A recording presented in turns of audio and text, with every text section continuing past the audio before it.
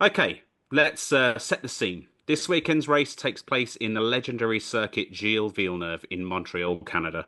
We've got a lap length of 4.361 kilometres with 70 laps in total, which makes the total race distance of 305.27 kilometres. The first Grand Prix was actually in 1978, so we've been racing there for quite a long time. And the current lap record is held by Valtteri Bottas, who did so in 2019 at 1 minute 13.078 seconds. The most wins for a driver is tied with Schumacher and Hamilton, each having seven wins there each. So you never know, it might happen. I think there'd have to be some rain for that record to be broken by Hamilton instead of tied. But we will see when Sunday comes along. The most wins as a constructor is Ferrari with 14 wins. So it's a classic circuit that blends high speed straights with brutal braking zones and is always a fan favourite and no stranger to chaos.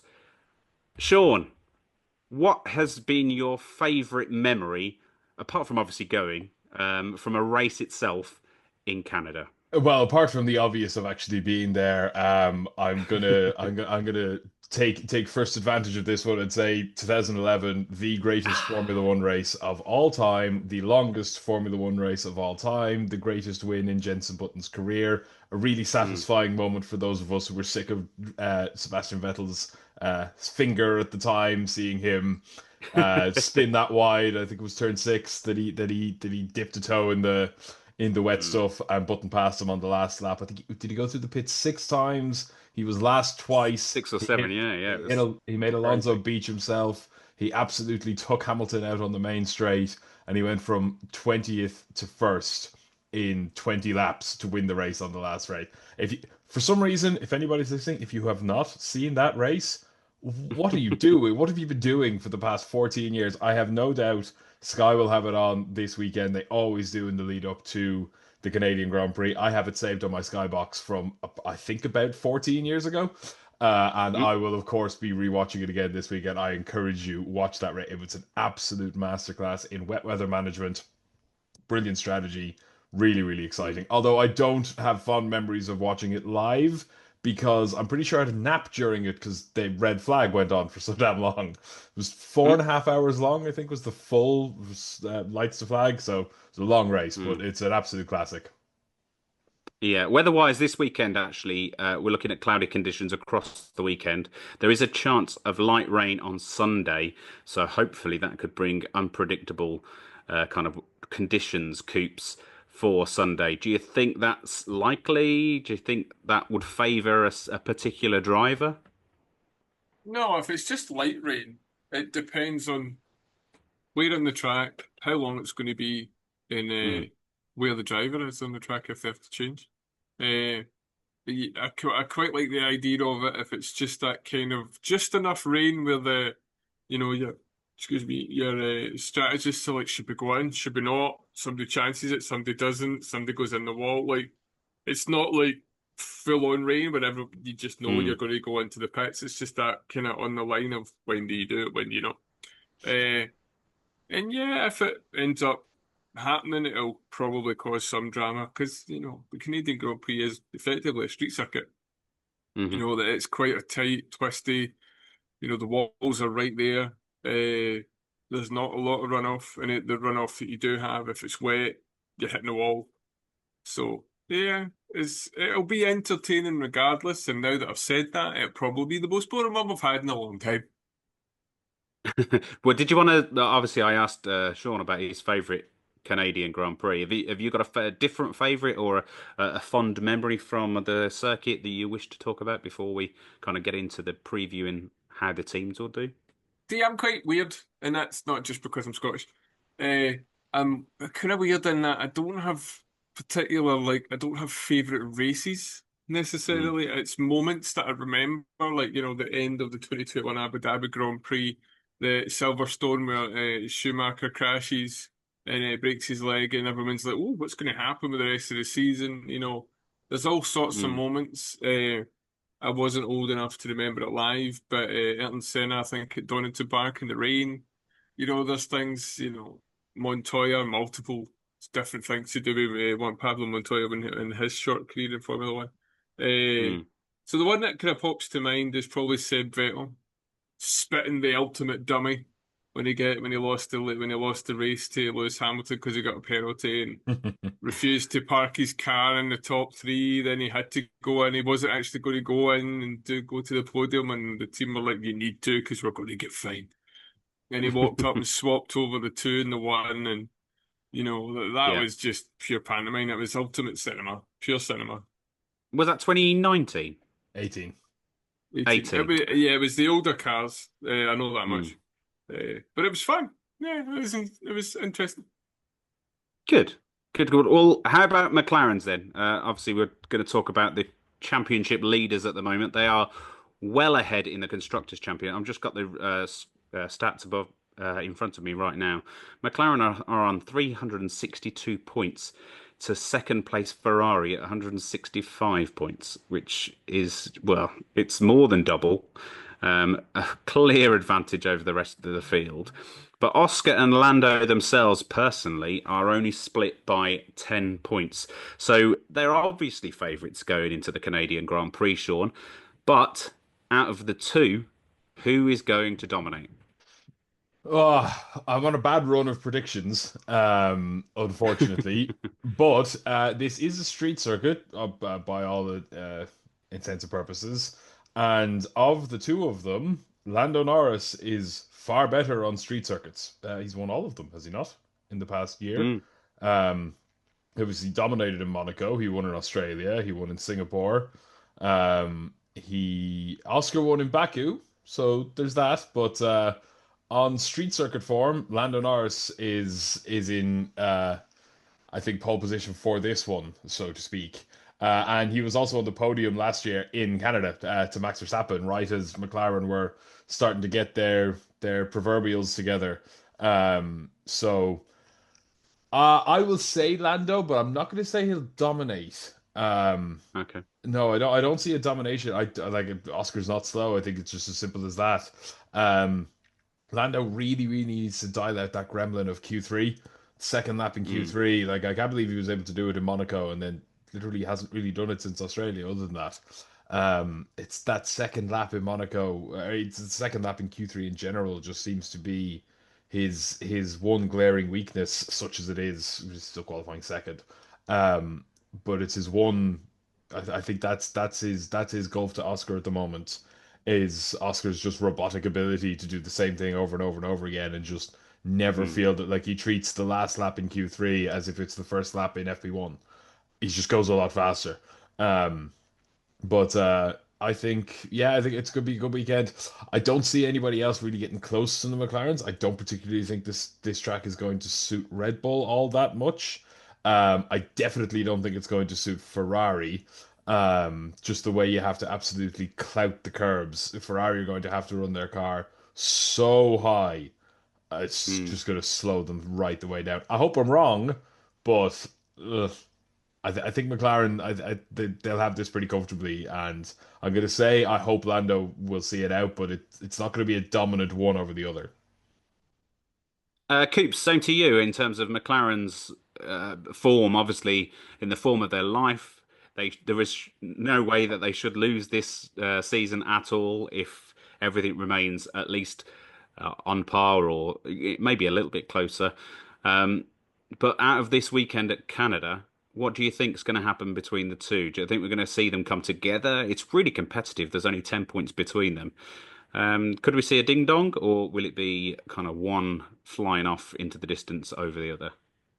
No, I don't think they'll fly off. I think they'll be relatively close. I still think it's probably going to be Piastri, and I did kind of laugh to myself there when you said ding dong because I don't even think that if there's a ding dong that Piastri would even notice. He just doesn't get. He just wouldn't get flustered. He's just like, Lando's like, oh yeah, everyone. He's like, he'll be like, what's that? Oh, okay, Mm, fine. Uh, I'm just getting slowly but surely in the Piastri can do no wrong camp at the moment, and he just is not getting flustered at all. yeah, very And cool that's character.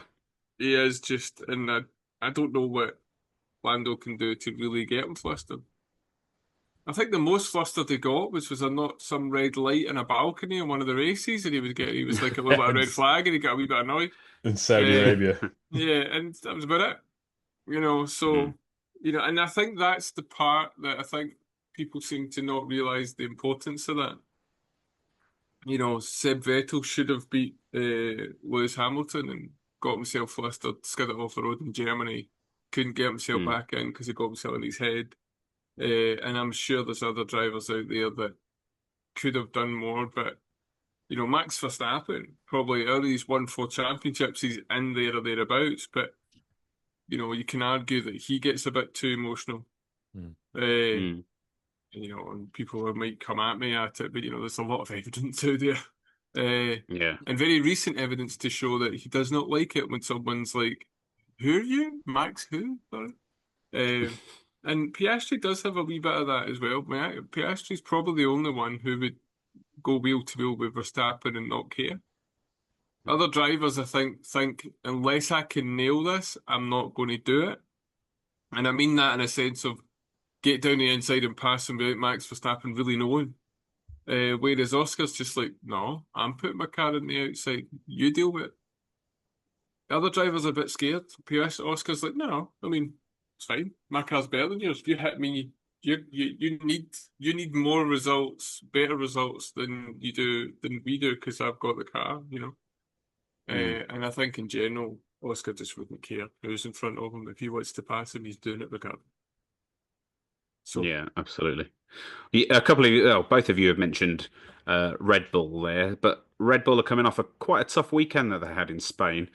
And the headline, I guess, at the moment is Max Verstappen has 11 penalty points on his license. hmm So one more point and he's facing a race ban. Sean, how do you think Red Bull will recover in Spain? And do you think the penalty point or the risk of a penalty point puts that extra pressure on for Max to keep it clean?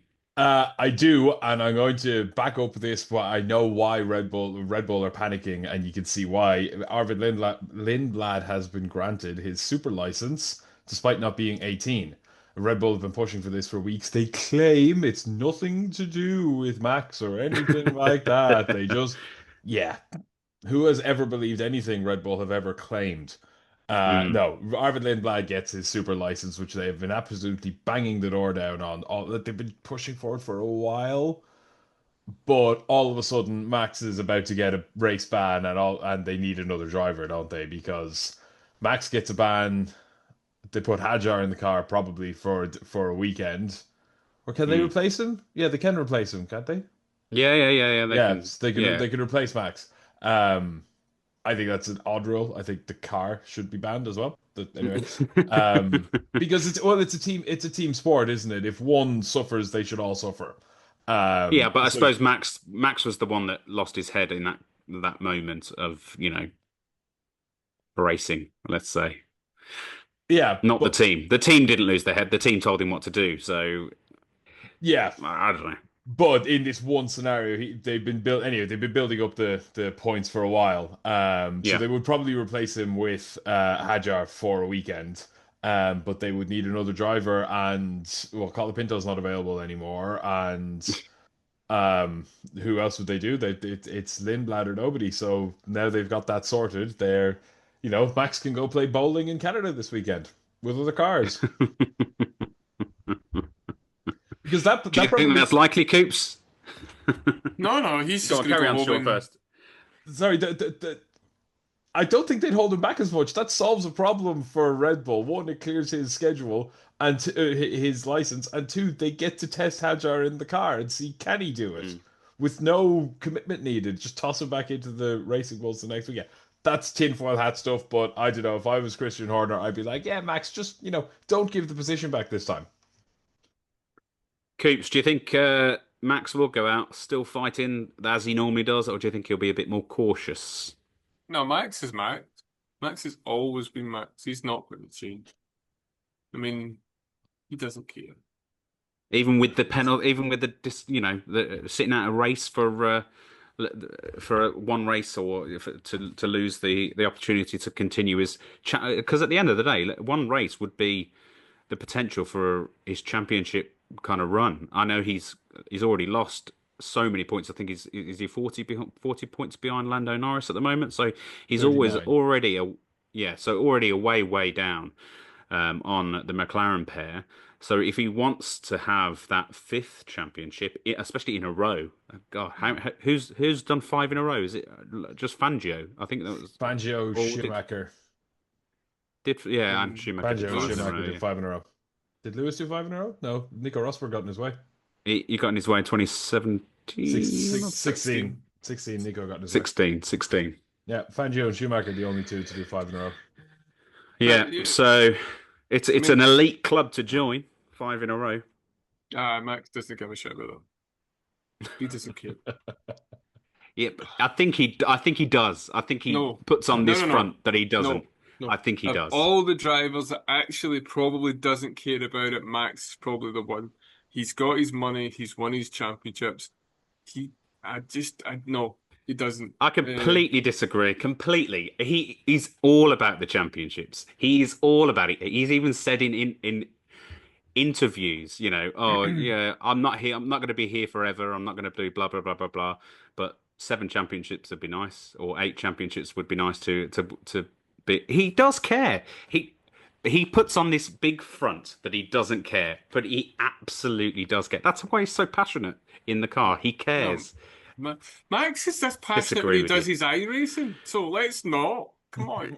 Like, he- like I think that this is probably the only time that Red Bull could probably get him to rein it in because he could miss out, and it's not because he wants to miss out on racing. I think it's more because of the effect it would have on the team and the kind of PR and all that around it. I mean, he's Mm. driving a car that's designed and helped and worked on by a lot of people, and so he does have a responsibility. And like, sometimes he comes out as a bit boneheaded and as if he doesn't really care about that side of things. But I think he may just there may be that wee second of shoulda, whereas before he just wouldn't bother. And Out of let's interest, say does anyone know when the first lot of points come off his after Austria, license? After next two Is it races. no, Austria? after Okay. after Spain.